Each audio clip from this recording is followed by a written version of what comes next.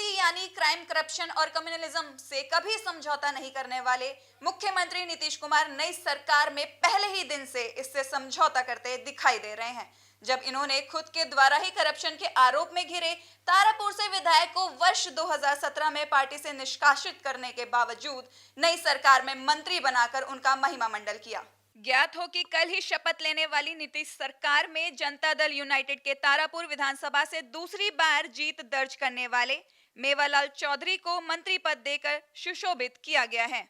मेवालाल चौधरी के बारे में यह जानकारी आम है कि वो पहले बिहार कृषि विश्वविद्यालय सबौल भागलपुर के कुलपति भी रह चुके हैं। उसी दौरान उन पर सरकारी नौकरियां बेचने का आरोप भी लग चुका है। इस मामले में उनके खिलाफ बिहार के तत्कालीन राज्यपाल और कुलाधिपति रामनाथ कोविंद के आदेश पर जांच के आदेश भी दिए गए थे, जिसके बाद उन पर इस मामले में सबौर थाना में कांड संख्या 35/17 भारतीय दंड संहिता धारा 409, 420, 467, 468, 471, 120 बी के तहत एफआईआर दर्ज की गई थी।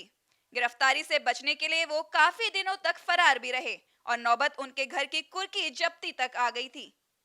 इस मामले में पार्टी की लगातार हो रही फजीहत के बाद वर्ष 2017 में नीतीश कुमार ने उन्हें पार्टी से निष्कासित भी कर दिया था।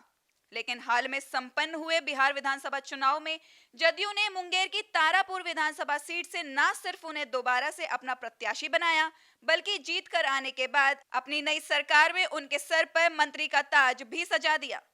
मेवालाल चौधरी का एक नया वीडियो भी वायरल हो रहा है, जिसमें वो पूर्व में अपने ऊपर लगे आरोपों के सवालों से कन्नी काटते हुए दिखाई दिए और उन्होंने रिपोर्टर से कहा कि विकास के बारे में बात करिए। कुछ साल पहले सबौर विश्वविद्यालय का एक मामला सामने आया था।